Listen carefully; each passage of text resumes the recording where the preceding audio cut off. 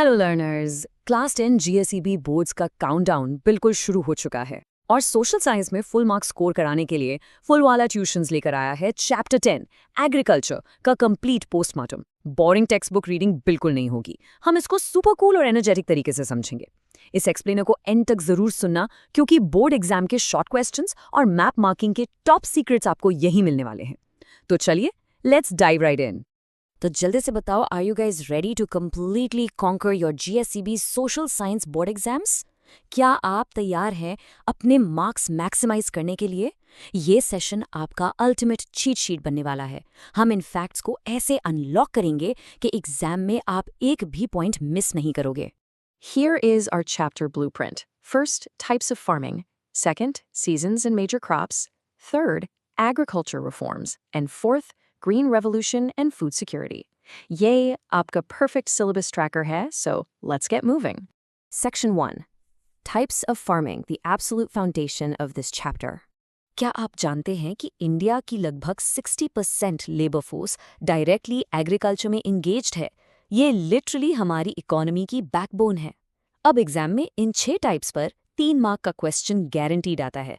Subsistence, dry, wait, shifting जिसे हम zoom agriculture भी कहते हैं, प्लांटेशन और इंटेंसिव फार्मिंग।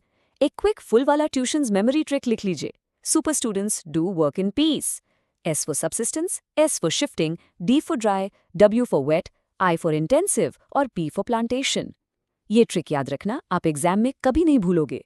अब इनमें से सब्सटेंस और इंटेंसिव फार्मिंग के बीच जमीन आसमान का फर्क होता है। सब्सटेंस फार्मिंग में फार्मर्स अपने स्मॉल फैमिली प्लॉट्स पर क्रॉप्स ग्रो करते हैं, स्ट्रिक्टली फैमिली कंजम्पशन और सर्वाइवल के लिए। इनकी इकोनॉमी काफ़ी वीक होती है, तो महंगे केमिकल फर्टिलाइजर्स या मशीनरी अफोर्ड नहीं कर सकते। But on the flip side, look at intensive farming. ये फुली मैकेनाइज्ड और कमर्शियल फोकस के साथ होती है। यहाँ मॉडर्न ट्रैक्टर्स, केमिकल फर्टिलाइजर्स और एडवांस्ड इरिगेशन का यूज़ किया जाता है ताकि कैश क्रॉप्स की मैक्सिमम यील्ड मिल सके और स्ट्रॉन्ग इकोनॉमिक रिटर्न्स आएं। नेक्स्ट टाइप बहुत इंटरेस्टिंग है, शिफ्टिंग यानी jhum agriculture. Just imagine a scene, forest के एक हिस्से को बर्न करके ट्रीज क्लियर किए जाते हैं और उस राख वाली जमीन पर फार्मिंग होती है। लेकिन यहाँ एक कैच है, ये फार्मिंग सिर्फ 2 से 3 साल के लिए ही होती है। जैसे ही सॉइल की फर्टिलिटी ड्रॉप होती है, फार्मर्स उस प्लॉट को अबैंडन करके फॉरेस्ट के नए हिस्से में चले जाते हैं। यहाँ बेसिकली सीरियल्स और वेजिटेबल्स ग्रो किए जाते हैं, पर हेक्टेयर प्रोडक्शन काफी लो होता है। Section 2, seasons and major crops. ये सेक्शन फुल वाला ट्यूशंस का मैप मार्किंग स्पेशल है, so pay very close attention. किसी भी क्रॉप को समझने से पहले एग्रीकल्चरल सीजन्स को समझना एब्सोल्युटली क्रूशियल है। हमारे सीजन्स एक स्पिनिंग कैलेंडर व्हील की तरह फंक्शन करते हैं। सबसे पहले खारिफ सीजन, जो मॉनसून पर डिपेंड करता है, जून से नवंबर तक चलता है। फिर आता है रबी सीजन यानी विंटर क्रॉप्स, जो अक्टूबर से मार्च तक होते हैं। और फाइनली जेड सीजन, जो समर क्रॉप्स का टाइम है, बेसिकली मार्च से जून के बीच। इनके एग्जैक्ट मंथ्स टिप्स पर होने चाहिए क्योंकि ये डायरेक्ट 1 मार्क MCQs में टेस्ट होते हैं। Now the undisputed king of all crops is paddy, यानी हमारा चावल। ये एक ऐसा क्रॉप है जिसे बहुत ज़्यादा पानी की ज़रूरत होती है।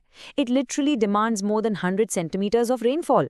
और एक सुपर प्राउड फैक्ट बताऊं, इंडिया ग्लोबली 2nd रैंक करता है पैडी प्रोडक्शन में, जस्ट स्ट्रिक्टली आफ्टर चाइना। अपनी स्पेशल मेमोरी बिल्ड करने के लिए पैडी और व्हीट के स्पेसिफिक मैप जोन्स दिमाग में लॉक कर लीजिए। जब व्हीट की बात आती है तो पंजाब हमारा undisputed wheat bowl of India है, क्योंकि वहाँ इरिगेशन कैनाल्स का एक्सेलेंट नेटवर्क अवेलेबल है। और अगर हम गुजरात की बात करें तो वहाँ के भाल रीजन का फेमस भालिया व्हीट तो आप सबने डेफिनेटली सुना ही होगा। Okay, stop what you are doing and listen to this crucial Phoolwala tuitions exam tip. जब हम कैश क्रॉप्स डिस्कस करते हैं तो cotton is literally considered as white gold. ये ब्लैक लावा सॉइल में ऑप्टिमली ग्रो करता है क्योंकि ऐसी सॉइल मॉइस्चर को लंबे समय तक रिटेन कर सकती है। और guess what, Gujarat entire country में कॉटन प्रोडक्शन में लीड करता है। क्यों? क्योंकि गुजरात के फार्मर्स ने एडवांस्ड बीटी कॉटन सीड्स को बहुत तेजी से अडॉप्ट किया है। इस मोमेंटम को बिल्कुल हाई रखते हुए लेट्स टॉक अबाउट ग्राउंडनट यानी मूंगफली। ऑयल सीड्स की कैटेगरी में इसका रोल मैसिव है and once again Gujarat totally dominates India here. और सिर्फ ग्राउंडनट ही नहीं, कैस्टर ऑयल प्रोडक्शन में भी जहां इंडिया ग्लोबली रैंक 1 पर है, Gujarat state completely top position hold करता है। That is huge. और गुजरात की एक और मैसिव अचीवमेंट सुनिए, क्या आपने कभी गोल्डन लीफ लैंड के बारे में सुना है? गुजरात का चरोतर रीजन टबैको कल्टीवेशन का एब्सोल्यूट हब है। वहाँ की Sandy loamy soil tobacco leaves के लिए लिटरली परफेक्ट है। फैक्ट ये है कि इंडिया का लगभग 80% बीडी टोबैको सिर्फ और सिर्फ गुजरात की इस एक रीजन से प्रोड्यूस होता है। So the crucial point here, और मैं आप सब सुपर ट्रूपर्स को प्रॉपर्ली वार्न कर रहा हूँ, ये बोर्ड एग्जाम का एक एब्सोल्यूट फेवरेट मैप क्वेश्चन है। मैप पर शुगरकेन मार्क करने के लिए directly Uttar Pradesh point out करना, क्योंकि एरिया सोन के हिसाब से वो टॉप पर है। और जूट के लिए Ganga delta in West Bengal mark करना। जूट को हैवी रेनफॉल और हेविली फर्टाइल डेल्टा सॉइल चाहिए होती है, इसीलिए इसको गोल्डन फाइबर भी कहा जाता है। Section 3, Agriculture Reforms, the 4-mark guaranteed question.